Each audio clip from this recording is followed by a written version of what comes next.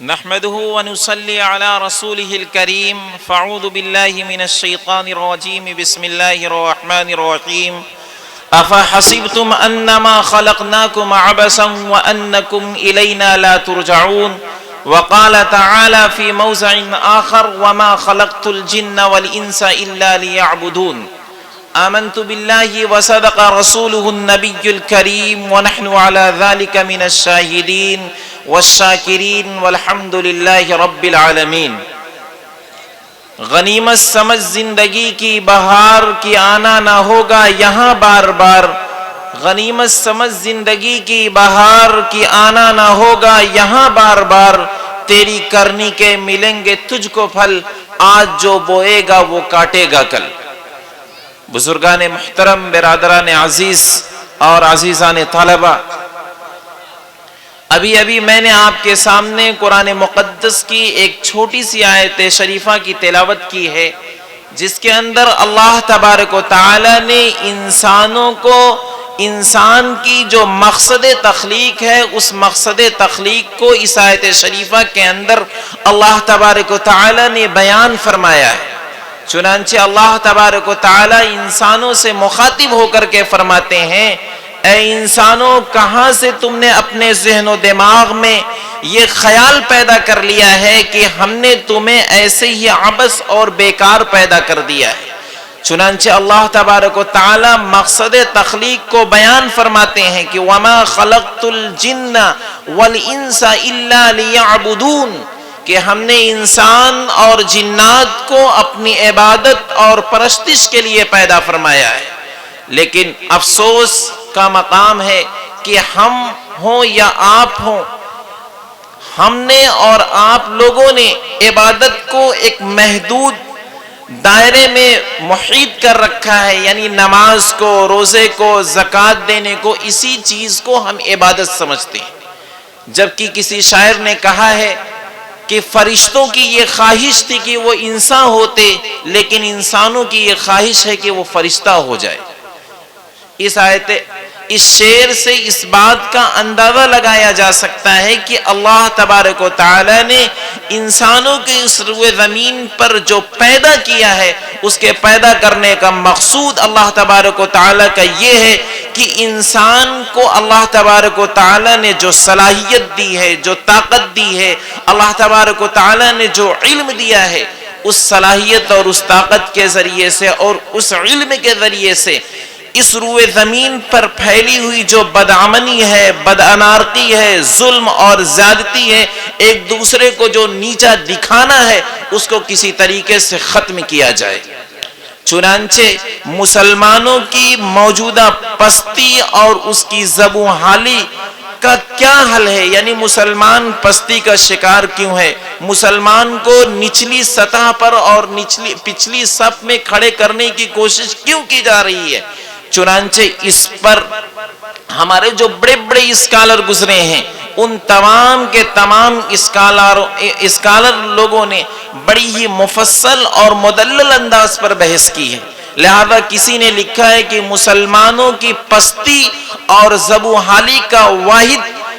واحد وجہ اور واحد سبب یہ ہے کہ مسلمان تعلیمی میدان میں کافی پیچھے ہے، اور کسی نے لکھا ہے کہ مسلمانوں کی پستی اور زبونحالی کا سبب یہ ہے کہ مسلمان سنگٹھت نہیں ہے، مسلمان ایک جھنڈے کے تلے نہیں ہے، اس بنیاد پر مسلمان زبونحالی کا شکار ہے۔ اسی طریقے سے کسی نے لکھا ہے کہ مسلمان اللہ تبارک و تعالیٰ پر اس درجہ توکل کرتا ہے کہ وہ اپنے حالات کو بدلنے کے لیے جد و جہد نہیں کرتا، محنت اور کوشش نہیں کرتا، اس لیے مسلمان زبونحالی کا شکار ہے۔ اسی لیے تمام رسمی باتوں سے ہٹ کر کے آج ہم یہ بتانا چاہتے ہیں کہ اگر ہم سرخروئی کے ساتھ زندگی گزارنا چاہتے ہیں، آج جو ہمیں ٹارگیٹ کیا جا رہا ہے، صفحہ ہستی سے مٹائے جانے کی کوشش کی جا رہی ہے، اگر ہم یہ چاہتے ہیں کہ ہم مضبوط ہوں، ہمارا وجود خطرے سے نکل جائے، تو اس کے لیے قرآن مقدس کے اندر جو چیزیں تھیں، ان تمام چیزوں کا مطالعہ کرنے کے بعد اپنی قوم کو بابا بھیم رام امبیڈکر نے ایک پیغام دیا تھا، اس پیغام کو میں قرآن کے ذریعے سے ثابت کروں گا۔ انہوں نے اپنی قوم کو کہا تھا، جس قوم کے لوگوں کو منوات کے لوگوں نے نچلی صف میں لا کر کے کھڑا کر دیا تھا اور ان کو اس قابل بنا دیا تھا کہ گویا کہ انہیں زندہ رہنے کا حق ہی نہیں ہے، اور ہندوستان کے اندر جو مقام اور مرتبے تھے وہاں تک فائز ہونے کا انہیں حق ہی نہیں ہے۔ لہذا نا امیدی کے عالم میں ایک امید کی کرن لے کر کے بھیم رام امبیڈکر صاحب اٹھے اور انہوں نے اپنی زبوحالی کی شکار قوم کو ایک پیغام دیا کہ اگر پسماندگی سے نکلنا چاہتے ہو، زبوحالی سے نکلنا چاہتے ہو، منوات سے لڑنا چاہتے ہو، اور جس طریقے سے اور لوگوں کو اس دنیا میں رہنے کا حق اور ادھیکار ہے، تو اس کے لیے تمہیں 3 چیزوں کے لیے تیار ہونا پڑے گا۔ اگر وہی تینوں چیزیں آج مسلمان اور اسلام کا ماننے والا اپنا لے تو مسلمان پستی سے نکل سکتا ہے، مسلمان زبوحالی سے نکل سکتا ہے، مسلمان کا وجود جو آج پوری دنیا میں خطرے میں ہے، جو چاہتا ہے ان کو نشانہ بنا لیتا ہے، وہ اس نشانے سے نکل سکتا ہے۔ چنانچہ انہوں نے سب سے پہلی چیز یہ کہی تھی کہ سچت بنو، جبکہ قربان جائیے آقا مدنی سرکار دو عالم صلی اللہ علیہ وسلم پر کہ آقا مدنی سرکار دو عالم صلی اللہ علیہ وسلم کو دنیا کے اندر رہبری اور رہنمائی کے لیے، صراط مستقیم دکھانے کے لیے جو کتاب دی گئی، اس کتاب کے اندر اللہ تبارک و تعالی نے سب سے پہلا اعلان کیا تھا، اقرأ بسم ربک الذی خلق، کہ اے انسانوں اگر سربلندی چاہتے ہو، اے انسانوں اگر سربلندی اور سرفرازی چاہتے ہو تو اس کے لیے تمہیں سچت بننا پڑے گا، تمہیں تعلیم حاصل کرنا پڑے گا، تمہیں یہ جاننا پڑے گا کہ حق کیا ہے، ناحق کیا ہے، تمہارے حق اور ادھیکار کیا ہیں۔ چنانچہ ایک پیغام اسی طریقے سے آقا مدنی سرکار دو عالم صلی اللہ علیہ وسلم نے تعلیم کی اہمیت کو اجاگر کرنے کے لیے کہ اگر پستی اور زبوحالی سے نکلنا ہے تو اس کا واحد علاج تعلیم حاصل کرنا ہے۔ چنانچہ آقا مدنی سرکار دو عالم صلی اللہ علیہ وسلم کی طرف منسوب ایک حدیث ہے، آقا مدنی سرکار دو عالم صلی اللہ علیہ وسلم فرماتے ہیں اطلب العلم ولو بالصین۔ آقا مدنی سرکار دو عالم صلی اللہ علیہ وسلم نے کسی قسم کا کوئی باؤنڈیشن نہیں کیا، آپ نے فرمایا کہ تمہیں علم حاصل کرنا ہے اور جس علم کے تم متلاشی ہو اگر وہ علم وہاں پر موجود نہ ہو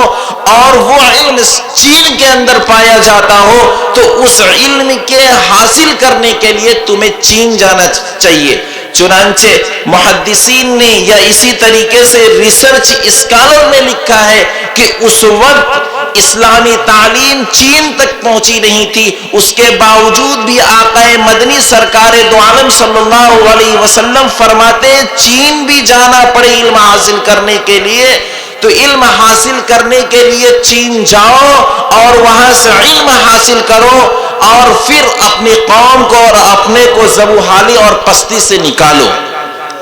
اسی طریقے سے تعلیم کی اہمیت کو بیان کرتے ہوئے آقا مدنی سرکار دو عالم صلی اللہ علیہ وسلم نے فرمایا تھا،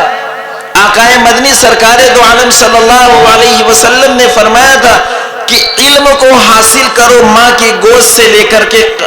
قبر میں یعنی لحد میں جانے تک۔ اسی طریقے سے آقا مدنی سرکار دو عالم صلی اللہ علیہ وسلم نے ایک موقع پر فرمایا تھا کہ الحکمت ضالۃ المؤمن حیث وجدها فهو احق بها۔ آقا مدنی سرکار دو عالم صلی اللہ علیہ وسلم نے اس چیز کو بیان فرمایا کہ اگر حکمت کی کوئی چیز کہیں سے بھی تمہیں ملے اس کو حاصل کر لو،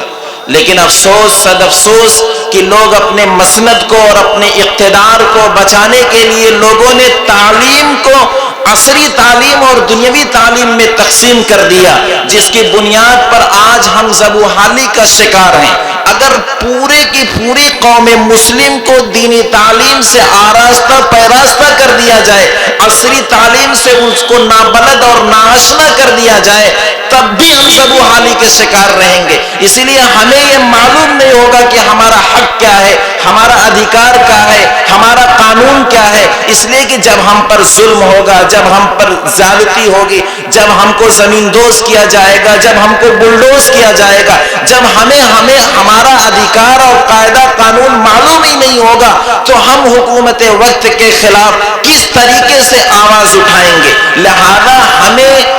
کسی چیز کا جواب اگر دینا ہے تو اس کے لیے ہمارے پاس سویدھان ہے, ہمارے پاس قانون ہے. ہمیں اگر منوواد کے خلاف لڑنا ہے تو اس کے لیے ہمیں تلوار اٹھانے کی ضرورت نہیں ہے, بلکہ اس کے لیے اسلام نے جو ہمیں قلم کی طاقت دی ہے, اس قلم کی طاقت کو اٹھانا پڑے گا. اس کی بنیاد پر ہم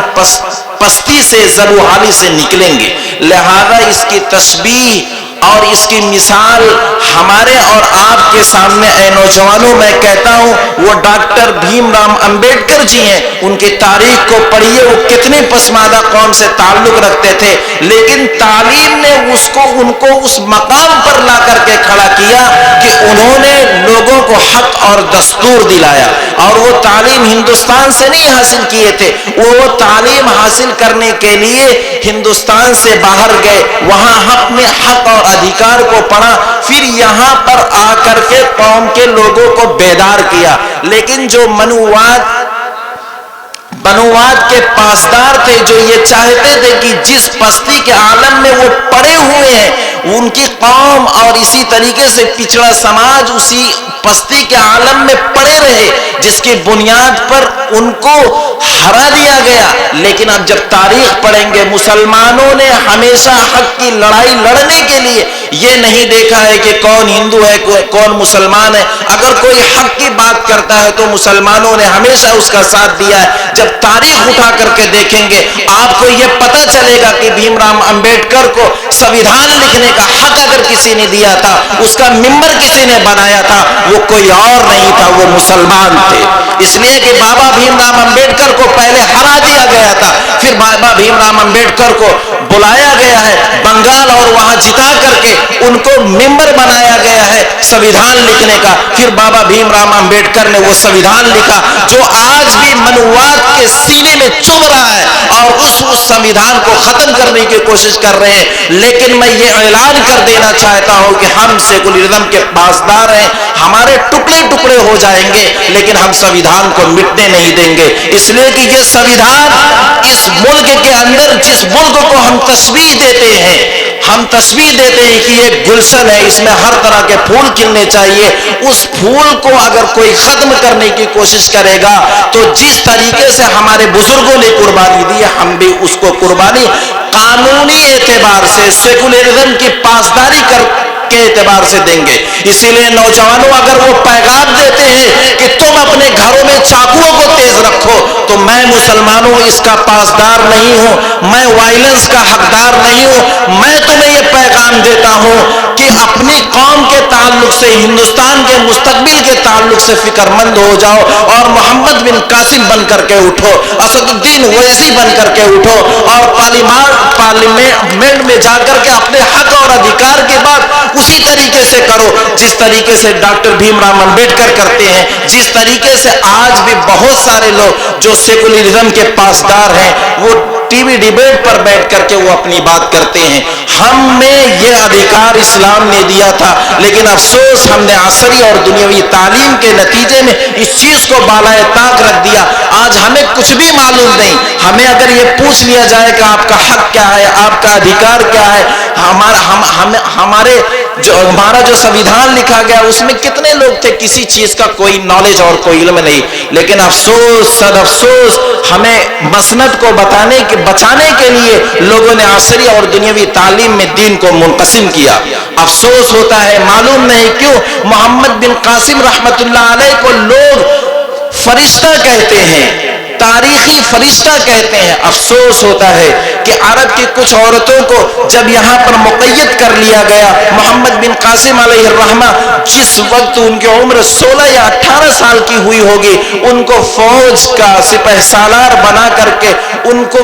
مقید قید سے آزاد کرانے کے لیے ان عورتوں کو بھیجا گیا، لوگوں کو اعتراض ہوا کہ محمد بن قاسم کیا سپاہگیری کریں گے، محمد بن قاسم کس طریقے سے ہندوستان سے ان لوگوں کو آزاد کرا کر کے لے کر کے آئیں گے۔ تو جن لوگوں نے محمد بن قاسم علیہ الرحمہ کو وہ منصب دیا تھا کہ فوج کشی کے لیے موضوع اور مناسب محمد بن قاسم علیہ الرحمہ ہے، تو محمد بن قاسم علیہ الرحمہ کو جن لوگوں نے بنایا تھا انہوں نے کوئی ان کے اعتراضات کا جواب نہیں دیا، بلکہ ہوا یہ محمد بن قاسم علیہ الرحمہ کو بلایا گیا، جن لوگوں کو اعتراضات تھا ان کو بٹھایا گیا اور ہندوستان کا میپ اور نقشہ ان کے سامنے رکھا گیا اور بولا گیا کہ راجہ دائر نے جو عرب کی عورتوں کو مقید کیا ہے ظلمن، ان کو آزاد کرانے کے لیے ہندوستان میں جاؤ گے، کس راستے سے جاؤ گے، کیسے آزاد کرا کے لے کر کے آؤ گے۔ محمد بن قاسم علیہ الرحمہ میپ دیکھتے، نقشہ دیکھتے اور اس طریقے سے بتاتے جاتے گویا کہ وہ ہندوستان کے ہر چپے چپے پر نگاہ رکھتے تھے، وہ یہاں کے فرد بشر تھے۔ لوگ عش عش کر کے رہ گئے۔ میں اس سے یہ بتانا چاہتا ہوں مسلمانوں کہ پڑھو اس زمانے کا نظام تعلیم کیا تھا کہ ایک 16 سال کا بچہ جس کا ملک بھی ہندوستان نہیں تھا لیکن وہ ہندوستان کے چپے چپے سے واقف تھا۔ اس سے پتہ چلتا ہے کہ اس زمانے کا نظام تعلیم بہت مضبوط تھا، جس کی بنیاد پر مسلمان سربلند سرخرو تھا، لیکن مسلمانوں نے اپنی مسنت کو بچانے کے لیے عصری تعلیم کو گویا کہ حرام قرار دے دیا ہے، جس کی بنیاد پر آج ہم پستی اور بدحالی کے شکار ہیں۔ لیکن جب پانی سر سے اونچا ہو جاتا ہے تب جا کر کے ہم بیدار ہوتے ہیں، تب ہم کہتے ہیں ہمارے مدرسوں میں اس طریقے کی تعلیم ہونا چاہیے کہ ہم ملک کے لوگوں کے شانہ بشانہ کھڑے ہو سکیں۔ ارے ہمارے اندر تو وہ فراست ہونی چاہیے جس کو تشبیہ دینا بھی ہمارے لیے بہتر نہیں ہے۔ جو یہودیوں کے اندر اس وقت فراست ہے وہ 50 سال پہلے دیکھ کر کے چلتے ہیں، لیکن ہم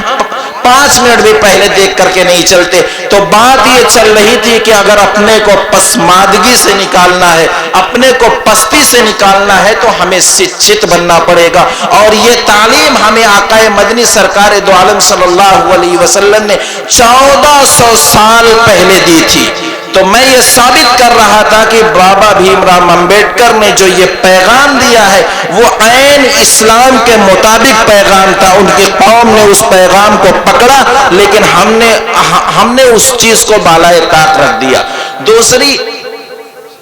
دوسری چیز انہوں نے سنگٹھت رہنے کو کہا ہے۔ سنگٹھت رہنے کا مطلب یہ نہیں ہے کہ ہماری زبان میں جو آئے ہم وہ بات کہہ دیں، بلکہ سنگٹھت رہنے کا مطلب یہ ہے کہ سیکولرزم کے جو پاسدار ہیں، چاہے وہ جماعت کی شکل میں ہو یا اسی طریقے سے وہ پارٹی کی شکل میں ہو، ہم ان کے پلیٹ فارم کے نیچے رہ کر کے بات کریں۔ ایسا نہیں ہے کہ ہم طرح طرح کے بیانات سن کر کے طرح طرح کے بیانات ٹی وی پر اور اسی طریقے سے ڈیبیٹ پر کے بیٹھ کر کے دینے لگے تو بہت آسانی کے ساتھ ہمیں لقمہ بنا لیا جائے گا، کہہ دیا جائے گا یہ لشکر طیبہ سے تعلق رکھتا ہے اس لیے اس طریقے کا بیان دیتا ہے۔ ہم جب سنگٹھت رہیں گے، کسی پلیٹ فارم سے بیان دیں گے، تو جب جرنلسٹ یہ بولے گا کہ یہ اس طریقے کا بیان دیتا ہے آخر کس سے تعلق رکھتا ہے، تو لوگ بتائیں گے وہ فلاں تنظیم سے تعلق رکھتا ہے، وہ سیکولرزم کی پاسداری کی بات کرتی ہے۔ تو پھر نوجوانوں ہم کو نشانہ نہیں بنایا جا سکتا، اسی لیے ہمیں سنگٹھت رہنا ہے۔ اسی لیے آقا مدنی سرکار دو عالم صلی اللہ علیہ وسلم نے اس کی بہت زیادہ تعلیم دی ہے۔ اور تیسری چیز جو انہوں نے بیان فرمائی وہ انہوں نے کہا کہ سنگھرش کرو۔